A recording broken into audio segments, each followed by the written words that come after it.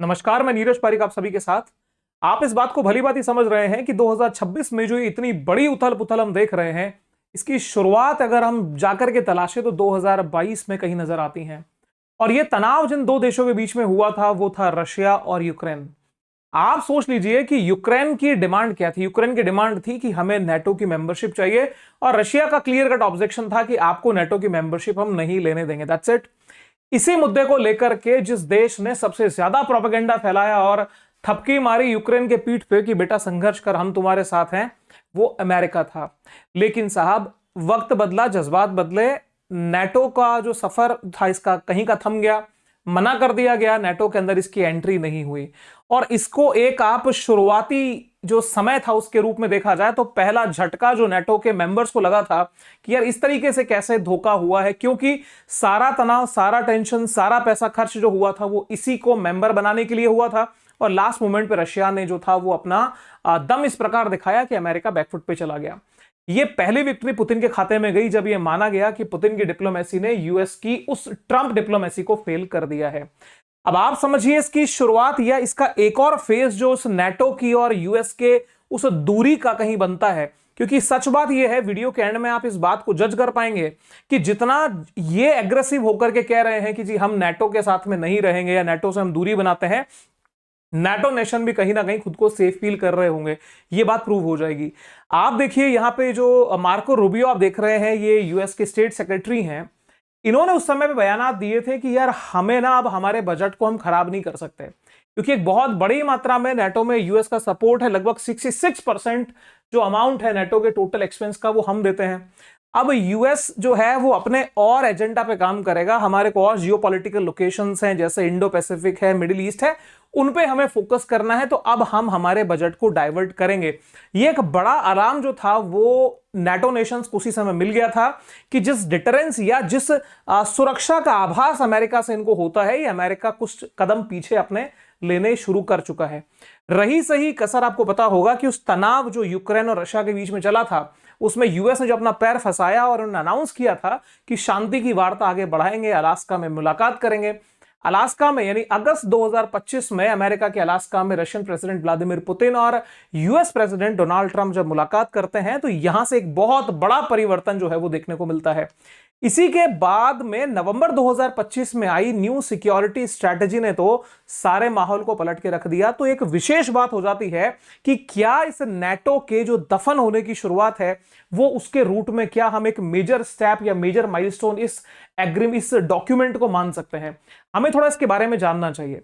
साथियों, न्यू जो security strategy होती है वो यूएस में उसके राष्ट्रपति उसको रिलीज करते हैं, समय समय पे रिलीज होती रहती है।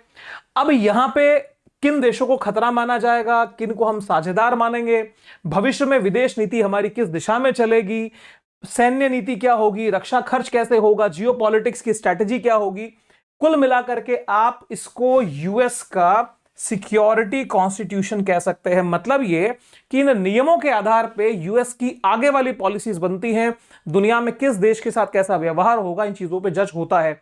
अब आप देखिए, थोड़ा सा अगर हम तुलनात्मक अध्ययन करें, कंपैरेटिव स्टडी करें, तो 2002 में जॉर्ज बुश अपनी स्ट्रैटेजी लाए, बराक ओबामा 2010 में लाए, ट्रंप 2017 में लाए थे, जो बाइडेन 2022 में, और 2025 में डोनाल्ड ट्रंप लेकर के आ गए, जो कि इनका सेकंड टर्म है। आप यहां देखिए डिफरेंस कहां क्रिएट होता है। जिस समय आप बराक ओबामा को देखेंगे तो यहां पे डिप्लोमेसी और सॉफ्ट पावर को बेस बनाया गया था, और उस वक्त दुनिया के बहुत सारे देशों से सकारात्मक संबंध यूएस के बने भी थे। लेकिन जब डोनाल्ड ट्रंप फर्स्ट अपने टर्म में आते हैं तो अमेरिका फर्स्ट की पॉलिसी इनकी थी ही चाइना और रशिया दोनों को इन्होंने टॉप थ्रेट यानी बड़ा मेजर खतरे के रूप में देखा था। वहीं पे जो बाइडेन जब आया तो यहां से चाइना हटा, रशिया मुख्य दुश्मन के रूप में देखा गया। और फाइनली जब डोनाल्ड ट्रंप आते हैं तो बड़ा चेंज देखिए, रशिया अब मुख्य खतरा नहीं रहा बल्कि चाइना मुख्य प्रतिद्वंदी हो गया। और उसमें आश्चर्यजनक जो चीज थी वो यूरोप को एक संकट या यूरोप के संकट को हाईलाइट किया गया। इन्होंने कहा कि साहब यूरोप के अंदर जो डेमोग्राफिक चेंजेस हुए हैं, जो शरणार्थियों से भर गया है यूरोप के बहुत सारे देश, तो वहां के लोग अब वो यूरोप के लोग नहीं हैं जिनका यूएस से संबंध कभी अच्छा रहा है। जमीन का टुकड़ा देश नहीं होता, वहां के रहने वाले लोगों की विचारधारा से देश बनता है। तो साहब क्या किया जाए, अब इनके साथ में हमें ज्यादा संबंध नहीं रखने, और चाइना को तो मुख्य प्रतिद्वंदी माना लेकिन रशिया को लिस्ट से हटा दिया। अब ये परिवर्तन ही तो था, यही तो स्टांस का शिफ्ट था, ये न्यू सिक्योरिटी स्ट्रैटेजी ने आधारभूत निर्माण कर दिया था। अगर आप इसको और थोड़ा दूरी पे नापना चाहें और माइनर तरीके से चीजों को पकड़ना चाहें तो आप इनको देखिए, ये एंड्रेस डूडा है। एंड्रेस डूडा पोलैंड के पूर्व राष्ट्रपति हैं, जो वर्तमान से जस्ट पहले वाले। इनको हम क्यों जज कर रहे हैं, क्योंकि जिस समय पे माहौल बहुत तनाव के अंदर हो गया था तो इन्होंने एक ऑब्जेक्शन उठाया था। इन्होंने कहा कि यार आप लोग हमें समझ कर रहे हो, पोलैंड की लोकेशन यहां है, यूक्रेन यहां है। ये बोल रहे थे कि का जो जर्मनी और जो बाकी नाटो नेशन, स्पेशली जर्मनी का, यूएस का नाम हाईलाइट किया। इन्होंने कहा कि यार हमारी घोर बेइज्जती कर रहे हैं, यहां से पोलैंड के हाईवे, पोलैंड के एयरपोर्ट्स और पोलैंड की लॉजिस्टिक को ये अपना खुद का समझ रहे हैं। ये हमें बताते ही नहीं कि कौन सा का एक्शन कब लेना है, क्या ट्रांसपोर्ट हो रहा है, कितना ट्रांसपोर्ट हो रहा है। इन्होंने अपना खुद का, इसका घर का मामला समझ लिया। तो भैया बात ऐसी है कि अगर इसी तरह से बेइज्जती करोगे तो हम ये जो आम रूट है यूक्रेन तक जाने वाला, इसको हम ब्लॉक कर देंगे। लिखा है साफ, Polish president Andrzej Duda accused Kyiv, यानी accused Kyiv and NATO of acting as if Polish infrastructure were there on, यानी वो उनका खुद का जैसा वो व्यवहार कर रहे हैं, तो हम इसमें साथ नहीं है। इसी मौके पे ये मुनादी हो गई थी कि नाटो जो है वो कमजोर पड़ गया है, और उसी समय हमने वीडियो भी दे दिया था। आप वो वीडियो देखना चाहें तो यहां पे आपको अभी आई बटन में दिख रहा होगा। अब साहब जब ये एंट्री लेकर के आए ईरान में, और ईरान में जिस तरीके से आए, जितने जोश के साथ में घुसे, वहीं पे सर इनके जो हौसले थे वो पस्त ईरान ने कर दिए। यद्यपि इन्होंने ईरान के सुप्रीम लीडर को खत्म किया, इन्होंने वहां के इंफ्रास्ट्रक्चर को बहुत हद तक तबाह भी किया, लेकिन जिस तरीके से ईरान अभी फाइट दे रहा है, इनकी हालत खराब है। और ये मेम आपने कहीं ना कहीं जरूर देखा होगा, भाई मेरे मुंह से गलती से निकल गई। एक बच्चा खुद को पीट रहा होता और बोला जाता है भैया मेरे मुंह से गलती से निकल गई। तो कुल मिलाकर के ये युद्ध की शुरुआत तो ट्रंप ने कर दी, लेकिन अंत इसके अब हाथ में नहीं है और हालत इनकी खराब है। मैं बात क्यों कह रहा हूं, क्योंकि जिस तरीके से इनके साथी देश दूर जा रहे हैं, अब अमेरिका, ये तो ट्रंप ये तो नहीं कहेगा कि देखिए ये हमसे दूर चले गए, इन्होंने हमारा साथ छोड़ दिया। क्या कहेगा कि हम इनसे दूर जा रहे हैं, यानी खुद के एंड पे वो एक्शन लेता हुआ दिख रहा है। ऑफेंसिव डिफेंसिव होने की बजाय ये ऑफेंसिव एक्शन में दिखेगा। अब साहब देखो ये बात हम क्यों कह रहे हैं, क्योंकि जब ये बातचीत कर रहे थे तो इन्होंने एक स्टेटमेंट दिया नाटो वालों के साथ में ही कि हम इतने मजबूत हैं कि ईरान की नेवी, एयरफोर्स, सब चीजें हमने तबाह कर दी, ईरान में कुछ बचा ही नहीं है। जब ईरान में कुछ बचा ही नहीं है तो अब नाटो वालों से हेल्प लेके करेंगे भी क्या, क्योंकि जब मौका था, वक्त था, तब तो आप आए नहीं, अब हमें आपकी मदद नहीं चाहिए। अब आप सोचिए जिस समय ये सब कुछ तबाह कर चुके हैं, जैसा कि ट्रंप ने कहा है, उसी के बीच में खबर आती है कि इनका F-35 स्टेल्थ जेट जो है वो ईरान ने तबाह कर दिया है। और तबाही का जो ये वीडियो आया, इस वीडियो ने इतना बड़ा माहौल बना दिया, क्योंकि खतरा अब इसके मार्केट पे भी डेवलप हो गया, क्योंकि दुनिया को ये बताते फिर रहे हैं कि हमसे बेहतर कोई डिफेंस प्रोडक्ट बनाता ही नहीं है। उसके अलावा आज का ये जो वीडियो सर्कुलेट हो रहा है वो तो बहुत ही जबरदस्त है। ये F-15 है सर। F-15 ओमान के एयर स्पेस में था और हॉर्मुज पे पेट्रोलिंग कर रहा था। ठीक है, ओमान जो है वो exactly in the centre of Hormuz है, उसके एरिया में ये पेट्रोलिंग कर रहा था। हॉर्मुज पे इन्होंने भी उसको मिसाइल दे मारी और ये खत्म हुआ। खबर बनी Iran hit an F-15 fighter jet, और ये खबर आती है मार्च 22, 2026 शाम को 5:26 पे। Iran claims it struck enemy F-15 fighter jet intercepted near Hormuz island. ठीक है सर, अब आप देखिए कि इतनी बड़े, क्योंकि जो टारगेट कोई अच्छे अच्छे देशों के लिए नामुमकिन से लगते थे वो ईरान हासिल कर रहा है, और उस जैसे फाइटर जेट F-35 जैसे स्टेल्थ को उसने मार के गिरा दिया। अब यहां पे होता वो ठीक था, लेकिन सर ईरान से लगभग 4000 किलोमीटर की दूरी पे इंडियन ओशन में जाके डियागो गार्सिया पे जो अटैक की इसने फायर किए, वो फायर ने तो बड़ी हलचल मचाई कि क्या ईरान के पास बैलिस्टिक मिसाइल कैपेसिटी भी है। अगर ये सक्सेसफुली 4000 किलोमीटर की बैलिस्टिक मिसाइल कैपेसिटी है तो यूरोप के बहुत सारे देश भी इसके जद में आ रहे हैं। अब इन सब बातों ने खोखला सिद्ध कर दिया यूएस के सारे प्रोमिसेस को और उसकी कैपेसिटी को। और तो और छोड़िए, इसने कहां एंट्री मारी, इसने एंट्री मारी इजराइल में, और इजराइल के उस इलाके को इसने टारगेट किया कल जो कि उसका न्यूक्लियर एस्टैब्लिशमेंट है। जहां पे परमाणु संयंत्र, उसकी ऊर्जा या उसके रिसर्च सारे सेंटर हैं, उसको उसने तबाह करने की कोशिश की अपने मिसाइलों से। अब आप इस नक्शे को देखेंगे तो इसराइल के अंदर ये डिमोना नाम की जो जगह है, जो कि सबसे बड़ा इसका न्यूक्लियर हब है, उसको इसने अपने मिसाइल अटैक से तबाह किया। लगभग 2500 किलोमीटर की रेंज है। आश्चर्य इस बात पे है कि जब ये मिसाइल हमला हुआ साथियों, ये मिसाइल हमला जिस शहर पे हुआ जो कि न्यूक्लियर फैसिलिटी का प्राइम सेंटर है, और उसके प्रोटेक्शन में आयरन बीम, आयरन डोम, थार्ड और न जाने कितने मजबूत एयर डिफेंस सिस्टम लगे हुए हैं, उन सबको भेदते हुए मिसाइलें घुस गई। और घुस करके जिस प्रकार की तबाही का तांडव यहां पे हुआ, इस बात ने एक चीज को तो जाहिर कर दिया कि हिम्मत मर्दा मदद खुदा। मतलब अगर आपकी कैपेसिटी है और आप फाइट कर सकते हो तो दुनिया में लक्ष्य तो नामुमकिन नहीं है। और इस बात ने दुनिया के पावर पॉलिटिक्स को भी चेंज किया है। कारण यह है क्योंकि जब तक दुनिया यह समझ रही थी कि भाई यूएस और यूएस की टेक्नोलॉजी को बीट करना इंपॉसिबल है, ईरान ने दिखा दिया कि यह पॉसिबल है। अब दुनिया में इनकी नाक जो है वो कुछ तो नीची हुई होगी। आप क्या सोचते हैं, कमेंट जरूर दीजिएगा। अब साहब ऐसी स्थिति में क्या था कि कुछ दिन पहले इन्होंने घोषणा की कि हम लोग डिसाइड करेंगे कि युद्ध कब खत्म होगा। कारण क्या है, अब जाने की तैयारियां भी करनी है, अपना मामला समेटना भी है। आप इस बात को समझिए कि अब तक के हाईएस्ट लेवल पे अमेरिका यानी यूएस का लोन डेट पहुंच चुका है। अब एक बहुत बड़ी मात्रा में बेचारे ब्याज चुका रहे हैं। अब ऐसी स्थिति के अंदर जब चुनाव सामने है, युद्ध इन्होंने ले लिया, अब वो क्या हो गया कि उल्टा बाइट हो गया सर, मिरर अटैक है, क्लियर कट। अब इनको निकलना भी है तो उन्होंने कहा कि ठीक है, हम डिसाइड करेंगे वॉर कब खत्म होगा। उसी के बीच से पीछे से आवाज लगाते हैं, भाई कोई है क्या, कोई हमारी मदद करेगा। अपने साथियों को आह्वान किया, बदले में कौन आया सर? कोई नहीं आया। खबर बनी allies refuses to help Trump. सारे साथियों ने मना कर दिया कि हम आपकी मदद नहीं करेंगे, मतलब कोई आपके साथ में नहीं आएगा। लंबा चौड़ा पोस्ट लिखने की आदी है ट्रंप, इन्होंने लिख डाला। अब पोस्ट के अंदर जो बातें कही उसका वर्णन करेंगे, लेकिन यहां पे यह बात स्पष्ट है कि अब जो है वो डिफरेंस नेटो में और यूएस के बीच में क्रिएट हो चुका है।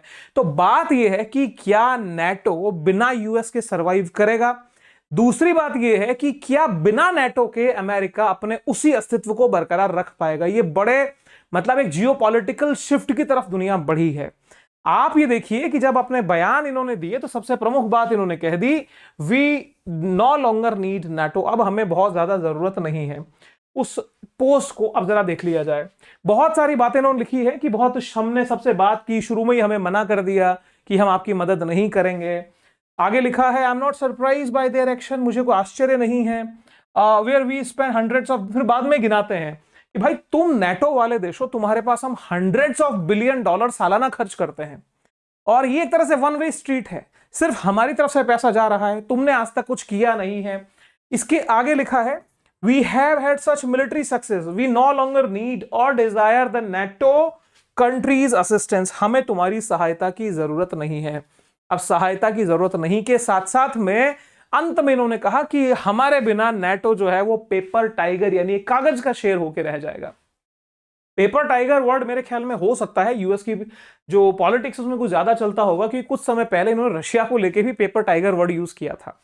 अब यहां पे बात यह है कि नेटो का फ्रैक्शन तो दिख रहा है, क्लियर कट दिख रहा है।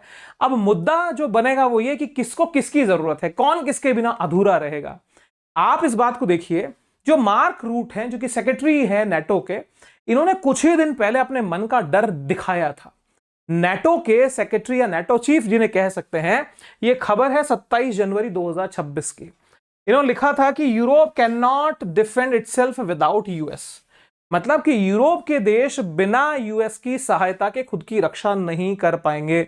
लेकिन माना यह जाता है जो मार्क रूट है, मार्क रूट ट्रंप के पिछलग्गू हैं। ये परसेप्शन यूएस के मीडिया में भी है और यूरोप के बाकी देशों के अंदर भी है कि मार्क रूट की बातों को बहुत सीरियस नहीं लिया जा सकता। कारण क्या है वो भी मैं आपसे चर्चा करूंगा। इसका एक प्रमाण और लीजिए कि अमेरिका ने कब अपने कदम पीछे लेने शुरू किए। ये जूनियर ट्रंप है।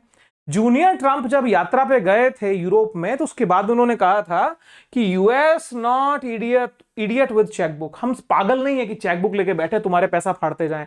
कुल मिलाकर के अपना जो खर्चा किया था उसको गिनाना इन्होंने शुरू किया और बताया कि तुम बड़े ही गरीब हो, हम बड़े अमीर हैं, पर अब हम तुम पे दया नहीं करेंगे। हमारा स्टांस जो है वो चेंज हो चुका है। जिसको जोड़ के देखिए न्यू सिक्योरिटी स्ट्रेटजी से, उन्होंने कैसा शिफ्ट लिया, यूरोप को एक तरह से यूरोप संकट को अपनी आफत मान लिया। इन्होंने कहा जाओ तुम भाड़ में, तुम्हारी अब हमें चिंता नहीं है। रही बात इजराइल की, तो इजराइल जब गाजा का प्लान लेके आया था, गाजा में जब इसने एक्शन शुरू किए थे, वहां से इवन उसके बाद में आकर के गाजा पीस प्लान में भी बहुत ज्यादा इंटरेस्ट, इवन इस कार्रवाइयों में इंटरेस्ट यूरोपियन नेशंस का नहीं था।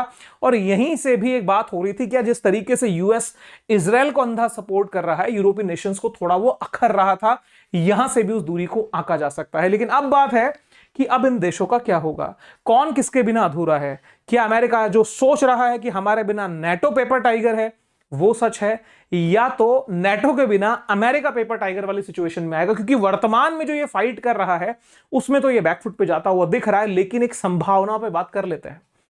जो अटैक ईरान की तरफ से हो रहे हैं और जिस स्टेप के ऊपर 48 आवर्स का धमकी दे चुका है, तो अग्रिम संभावनाएं, पूर्णता नहीं लेकिन आंशिक रूप से इतनी जरूर है, हो सकता है कि जापान वाले इतिहास को ईरान में अमेरिका की तरफ से दोहराया जाए। इस बात को आप जरूर नोट कीजिएगा।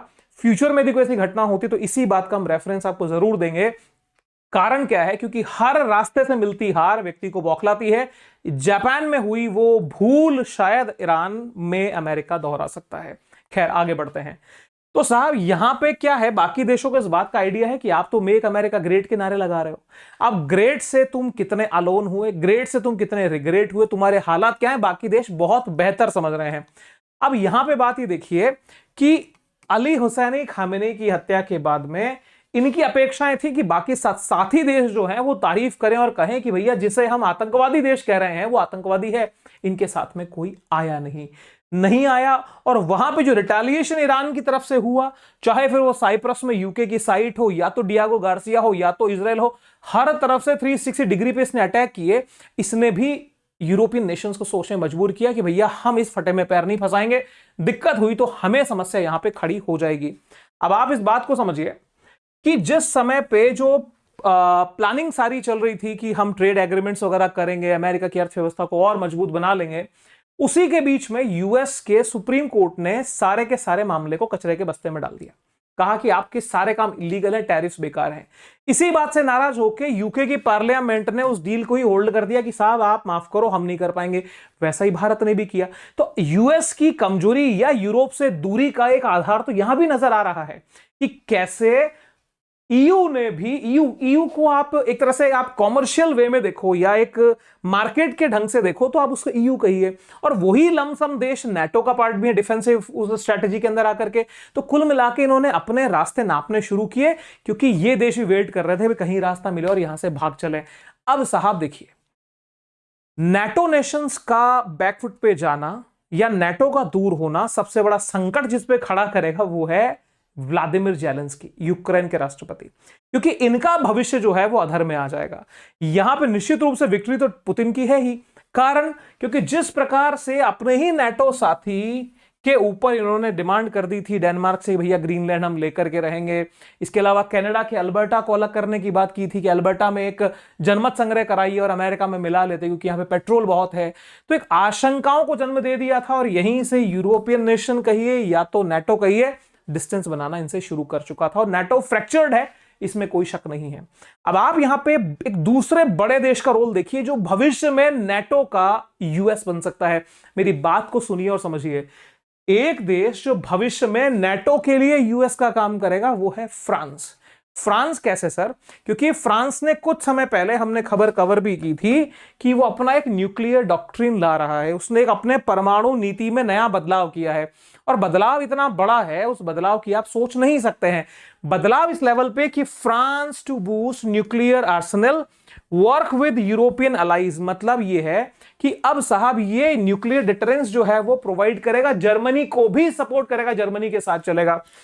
अगर आप इस इतिहास को समझें और विश्व राजनीति को देखें तो जर्मनी और फ्रांस के बीच के संबंध कोई बहुत मजबूत, बहुत प्यारे नहीं है। जर्मनी का झुकाव हमेशा से यूएस की तरफ रहा है, जहां पे फ्रांस की वकालत रही है लोकलाइजेशन की, स्थानीयता की वो बात करता है, और वो बोलता है कि हमें अपनी रक्षा सुरक्षा पे फोकस यूरोपियन नेशंस को मिलकर करना चाहिए, और जो यूएस की डिपेंडेंसी है उसको लिमिट करना चाहिए। अब साहब ऐसी स्थिति के अंदर जर्मनी का और इटली जैसे देशों का कहना है, नहीं जी, यूएस के साथ रहने में भलाई है। अब ये दोनों देश साथ आ रहे हैं। साथ आने का मतलब है कि फ्रांस जो है वो अब अपना न्यूक्लियर डिटरेंस जर्मनी और बाकी देशों को प्रोवाइड करेगा। कहने का मतलब अब नेटो के अंदर जो सुरक्षा का भाव, जो डिटरेंस, जिसके पीछे एक आत्मबल रहता, अच्छा ये हमारे साथ में तो कोई डर नहीं। यूएस छूट रहा है, फ्रांस की एंट्री हो रही है, यहां पे फ्रांस का बल निश्चित रूप से बढ़ रहा है, यूएस घट रहा है। खबर बनी थी ये, फ्रांस बढ़ाएगा एटमी हथियारों का जखीरा, यूरोप को देगा परमाणु छतरी, मैक्रो ने पेश किया न्यूक्लियर प्लान। तो साहब नाटो इनके बिना अधूरा है या ये नाटो के बिना अधूरे हैं, ये तो आप बेहतर समझ रहे हैं। अब आप देखो वक्त का पलटाव क्या होता है। जहां पे सारे हथियारों के वादे किए थे कि तू सिर्फ युद्ध कर जेलेंस्की, तेरे साथ तेरा भाई खड़ा है, हम तेरे को सपोर्ट करेंगे। इवन आप आश्चर्य करेंगे इस बात का कि एक समय पे यूएस ने इनको हथियार देने रोक दिए थे, तो अमेरिकन प्रेसिडेंट ने अपने स्पेशल राइट्स का यूज करते हुए इनको हथियार दिए थे। लेकिन साहब अब क्या हुआ, अब इसका क्रीमिया जो कि वर्तमान में रशिया के पास है वो तो गया ही गया, लेकिन यहां पे ये लोहानस्क, डोनेटस्क, ज़ैपोरिज़िया, खेरसोन, ये इलाके भी इसके हाथ से जाते हुए पूरी तरह से दिख चुके हैं, क्योंकि अब इसके साथ में यूरोपियन नेशंस नहीं लगने वाले, क्योंकि सब अपनी डोमेस्टिक पॉलिटिक्स को मैनेज करने में लगे हुए हैं। अब इसका तो खैर भगवान ही मालिक है, क्या होगा क्या नहीं होगा, लेकिन कुल मिलाकर के ट्रंप का बैकफुट पे जाना क्लियर कट विक्ट्री है रशिया की। और रशिया की जो डिप्लोमेसी एक तरह से साइलेंट किलर जैसा इसने काम किया है। आपके विचारों जरूर बताइएगा कि मैं सही कह रहा हूं गलत कह रहा हूं। कारण क्योंकि जो ईरान में सिचुएशन क्रिएट हुई उसमें निश्चित रूप से ये दुनिया के लिए एक आधार तो बन रहे हैं। दुनिया को जो एक अटके हुए समय में क्रूड की सप्लाई दे रहे हैं, तो लोग कह रहे हैं कि भैया रियल विनर तो यही है। लड़ाई हो रही है दो देशों के बीच में, वहां पे इजराइल भी खड़ा है, अमेरिका भी खड़ा है, ईरान भी खड़ा है, विनर बन के रशिया निकल रहा है, क्योंकि इसके हर दिन की आमदनी इस युद्ध में बढ़ गई है। तो विनर अपनी पॉलिसी से है, विनर अपने डिप्लोमेसी से है, किसी के साथ में छल छलावा या बेकार की तानाशाही करके नहीं है। क्योंकि रशिया की जो फिलॉसफी पॉलिटिक्स है वो दुनिया में मल्टीपोलर वर्ल्ड का निर्माण ये भी करना चाहते हैं, और वही भारत का भी विचार है, भारत की विदेश नीति का मूल भी वही है। इसलिए नेचुरल अलाई के रूप में हम इन्हें देखते हैं। तो आप क्या सोचते हैं या रियल विनर कौन है? और दूसरा, नेटो का फ्रैक्चर होना भारत के लिए कितना लाभदायक हो सकता है? क्योंकि रशिया का यदि लाभ यहां छिपा हुआ है तो भारत को लाभ यहां निश्चित रूप से मिलेगा। और भारत किस दिशा में अपनी फॉरेन पॉलिसी लेके जाएगा ये वर्तमान में आप बेहतर यहां समझ चुके हैं। तो यहां पे चलें आगे, तो विदा लेने का वक्त है सर। वीडियो कैसा लगा जरूर से बताइएगा, और आपके कमेंट्स आशीर्वाद से कम नहीं, जरूर से कमेंट करके जाएं, बिकॉज आपके कमेंट्स, आप जितना वीडियो को देखते हैं वो सारी चीजें वीडियो की ग्रोथ में और चैनल को आगे बढ़ने में हेल्प करती है। आपकी मदद के बिना हमारा आगे बढ़ना संभव नहीं है। कंटेंट यदि ऑथेंटिक लगता है, मेहनत वाजिब लगती है, तो जरूर से सपोर्ट करिएगा। Wish you very happy learning. See you soon. जय हिंद। Bye bye.